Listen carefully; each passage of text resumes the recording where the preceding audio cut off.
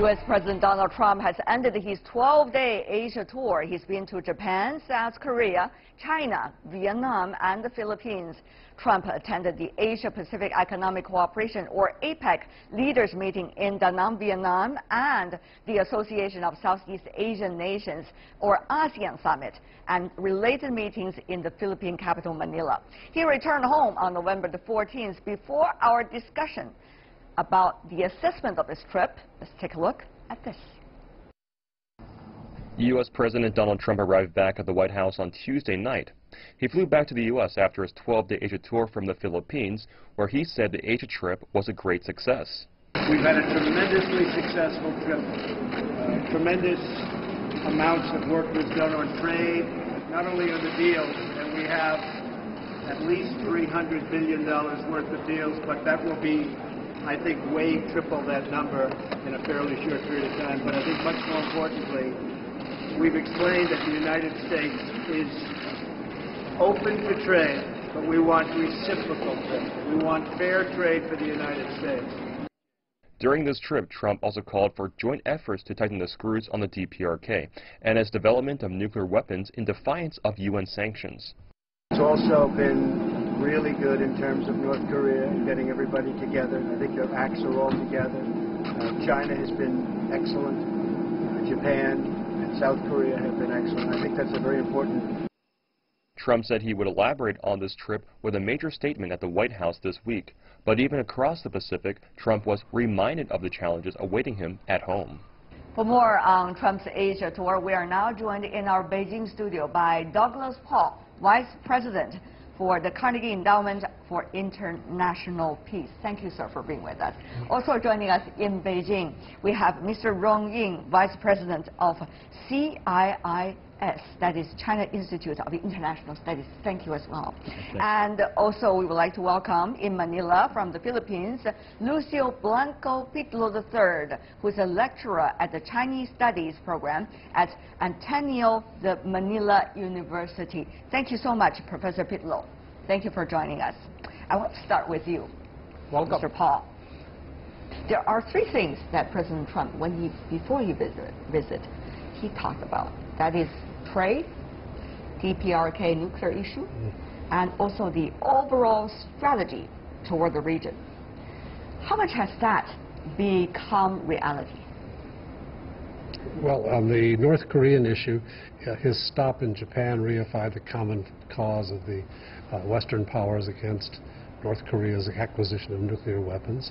In South Korea, he managed to lay the groundwork for a less contentious possible conversation down the road with North Korea, reducing the barriers to ultimate negotiation, which was a change in his position. He'd been taking very extreme positions before that.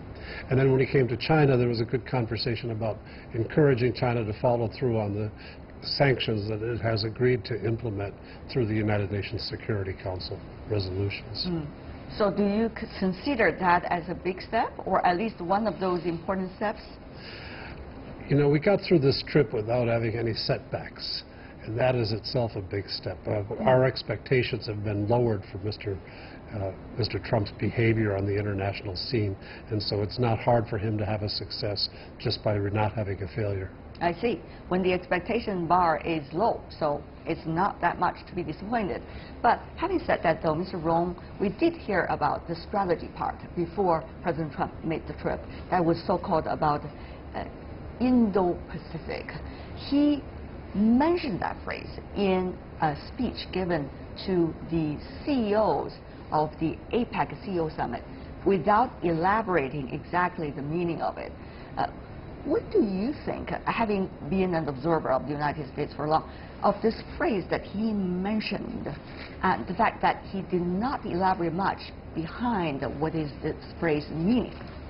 Yeah, I think if you look at the State Department, the Secretary of State Tillerson's speech or statement, which came much earlier, I mean October the 18th. Right. So from the Chinese perspective, we were expecting, I mean, something like that. But interestingly, I think President Trump himself did not mention in China. And he talked about it, I mean, in Vietnam, but he didn't elaborate it, as you rightly said, what it means, even though, I mean, the term like free and liberal, yeah, I mean, sort of things. I think the idea of Indo-Pacific came much earlier. I mean, if we are looking at this, the concept per se, we can go back to 10 years ago, and that was, of course, the idea of Prime Minister Abe.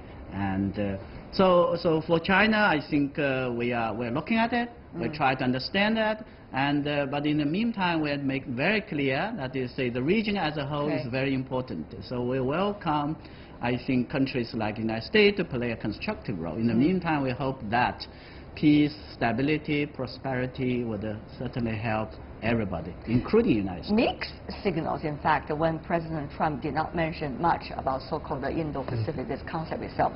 On the positive side, people were worried earlier whether this is another so-called rebalance in Asia by the Trump administration, resembling that of his predecessor, President Obama. And on the negative side, though, people worry that the United States do not have at all any strategy toward the region. So, Mr. Paal, with your sense, what exactly is going on here with the U.S. strategy toward Asia-Pacific region? Well, I think in the advance of the President's trip to the region, they needed some themes and some ideas. And at the last minute, the Japanese came forward with this resuscitated proposal for the diamond of the Tokyo, Delhi, Canberra, Washington, cooperating with the democratic systems and their common values to be a bulwark for their interests in the Asia-Pacific region. But it doesn't go much farther than that. The President was unable to articulate it. Embassies have not been briefed in detail about what the strategy means. And so I think it's a work in progress. It's not ready yet for full disclosure. Professor Pitlo, what about your sense of this? I mean, particularly in relationship the United States is having with the Philippines, the two presidents was not necessarily the best fan of one another, and but with this trip, has much been changed? I think that is a very interesting remark made by President Trump. And if we would try to compare that with the previous Obama administration, which says something about U.S. being a Pacific power, the word Indo-Pacific, if we are to take that it includes the Indian and the Pacific Oceans, that I think is broader, a more larger scope. And if we are to connect this with Trump's statements about the quadrilateral alliance between Japan, Australia, U.S. and India, this will, I think, play well. I mean, India is, to some extent, some analysts don't consider it being part of the Asia-Pacific. But if you put a larger term like the Indo-Pacific, then we can say that India is very much a player on that field. About the Philippines-U.S. relations under Trump now, during the visit and I mean after the visit, we are to think that this relations is bound to even increase further, and it may start with trade, but it can go beyond trade. It can expand to security.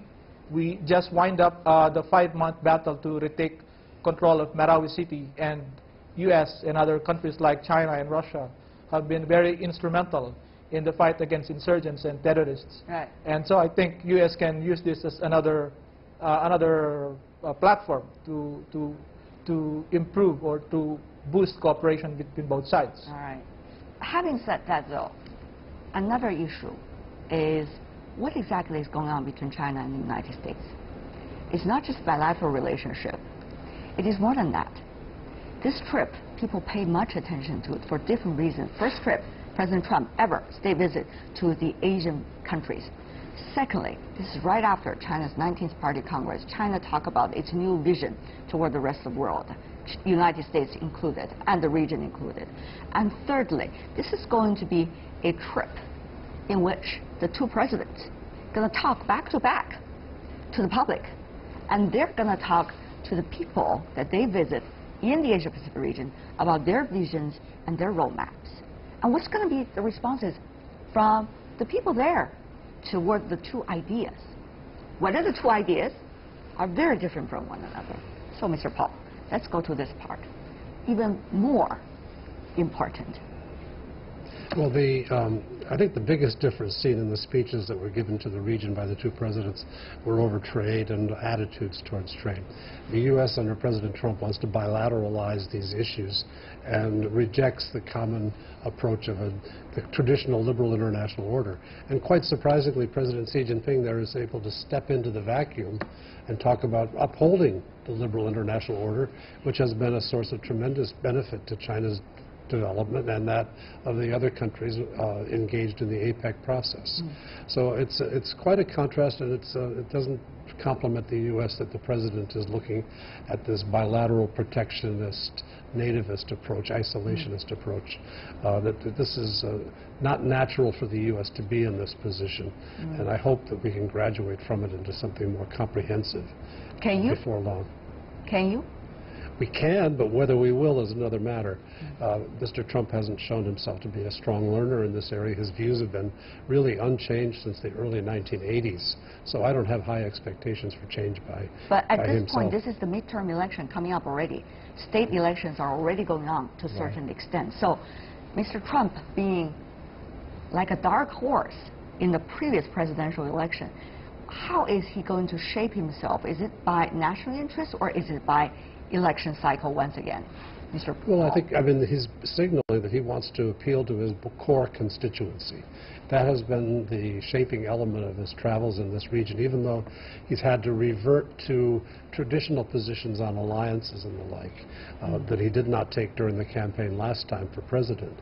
He is trying to appeal to those interests that are concerned about America being disadvantaged in the trading environment and trying to rebalance the benefits of deficit trade into something more even-handed, more win-win.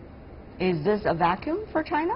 I'm not sure. I think basically we're looking at China, as you rightly said. We have the new vision for the future, for the next 5 years. We're talking about striving for a kind of decisive victory of the moderately prosperous society and so on and so forth. We're also looking at beyond that. So for that, I think China at the party, 19th Party Congress, the report made it very clear. We continue to reform.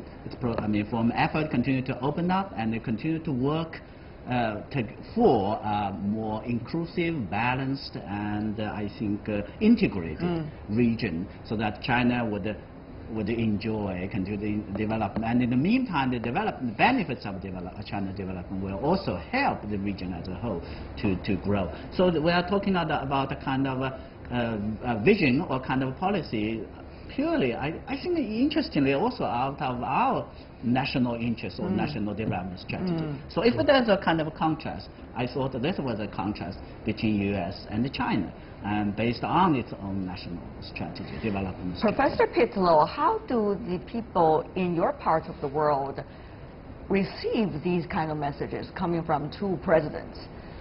Certainly with very different ideas about how the world should be like and what their national interests are and what's the best to achieve their national interests. Professor Pitlo.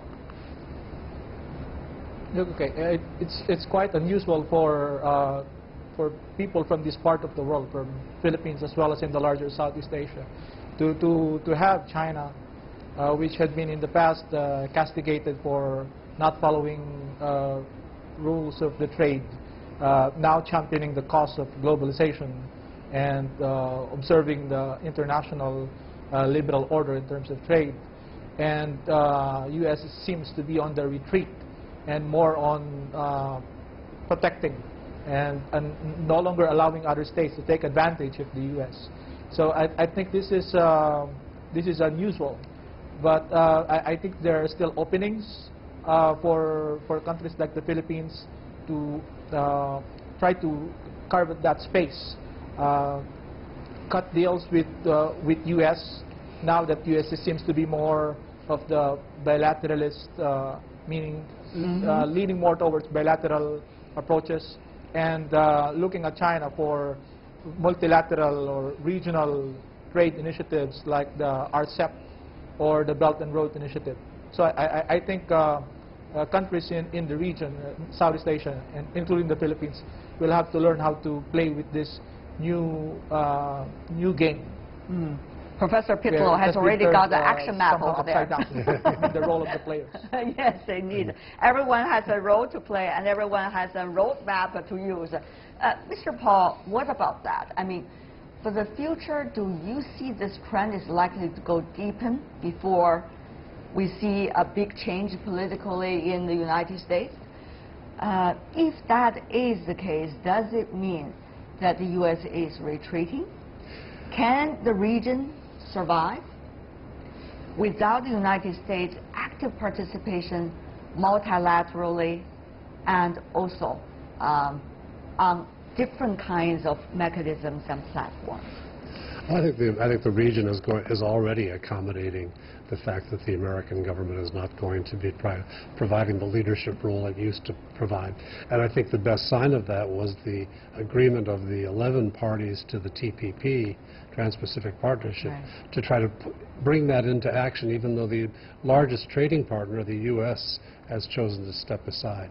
And I hope that provides a lesson to the United States that there still is a role for multilateralism and that there are benefits to be acquired by participating in this kind of agreement, that the bilateral approach is one that will be disadvantaging American business because they have to carve out a special set of rules for each different market they operate in.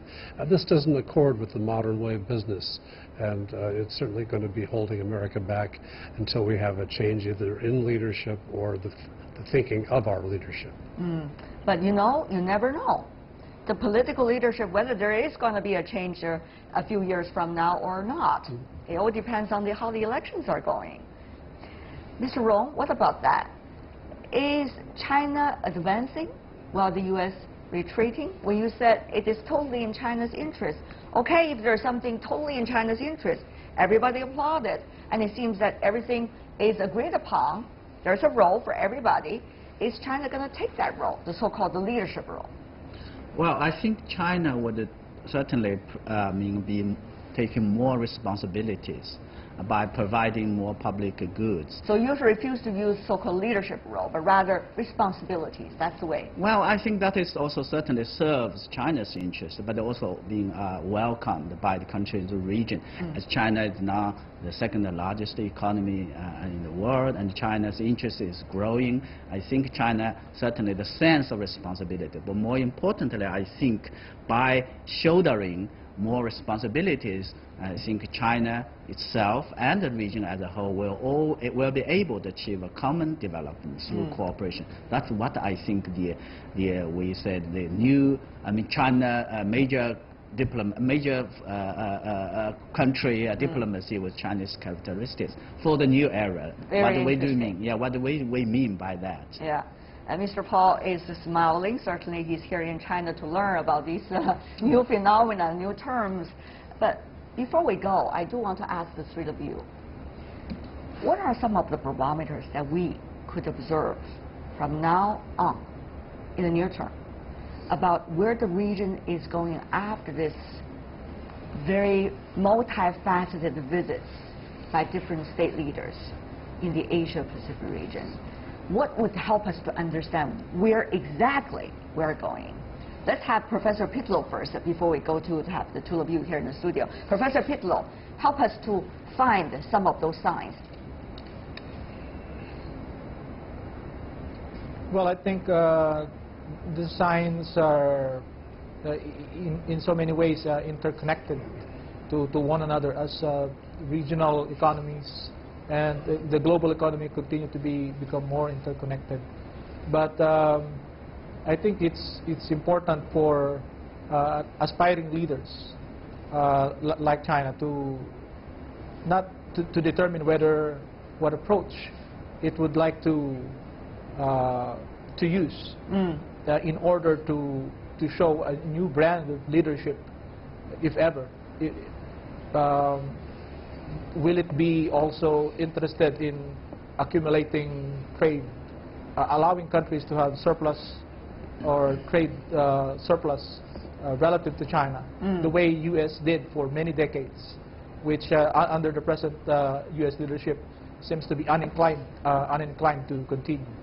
So I think those would be good signs to show whether China is really stepping up to fill that void or to perform greater role, especially in providing economic goods. I see.